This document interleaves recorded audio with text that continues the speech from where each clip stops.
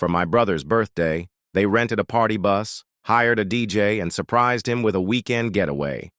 For mine, a store-bought cupcake and a card signed from all of us. When I didn't smile, my dad said, "What did you expect? You're not a kid anymore."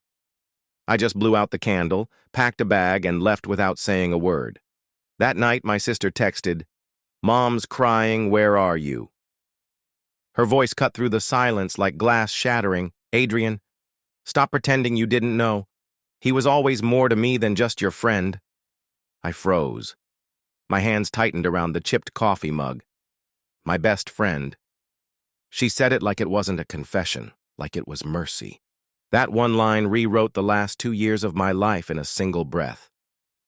My name's Adrian Kale.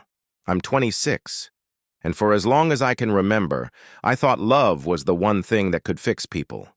That could fix me. But tonight, sitting in that apartment with her words echoing, I realized something. This wasn't the first time I'd been betrayed.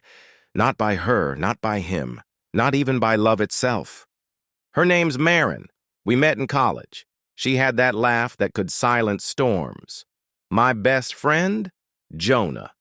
The guy who swore he'd take a bullet for me. Our circle was tight. Me, Marin, Jonah, and my roommate Eli, who saw more than he ever said. Looking back, I remember Eli's eyes flicker when Jonah stayed too late. How Marin's phone always buzzed face down. I didn't catch it then. Or maybe I didn't want to. It happened on a Thursday. A half-empty glass of wine on the counter, Marin's laughter behind a locked door, Jonah's jacket on the chair by the hallway. When the door opened, their silence said more than words ever could. My chest burned, but my voice didn't rise.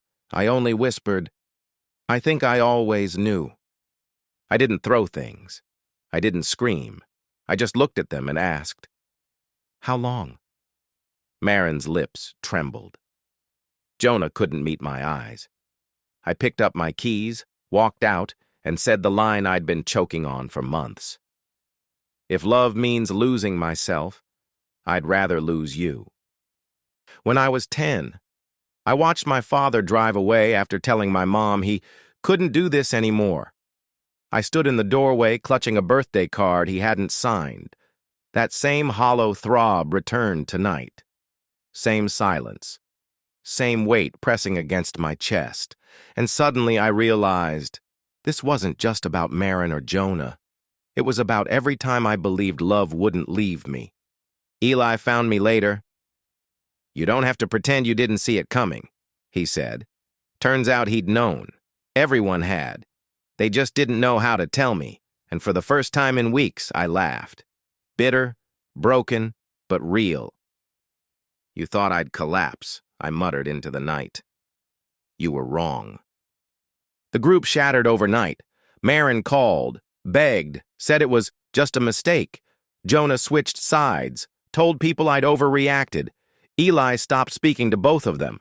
When Marin showed up at my door crying, I only said, "You made your choice. Now I'm making mine."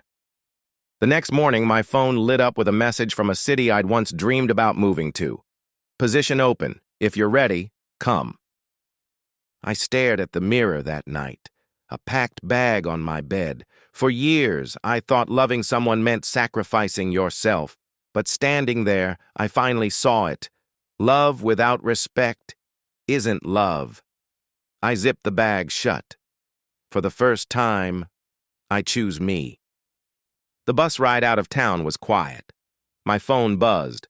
Marin again. I let it ring. I leaned my head against the window, watching the nightlights blur into streaks. For once, the silence wasn't heavy. It was freedom. And I whispered, more to myself than anyone else. Sometimes the person you have to save is you. If someone you loved betrayed you, would you forgive, or would you walk away forever? Tell me in the comments. Subscribe for more raw, emotional stories. Like if you connected with Adrian's strength, comment and share your own heartbreak stories. You never know who needs to hear them.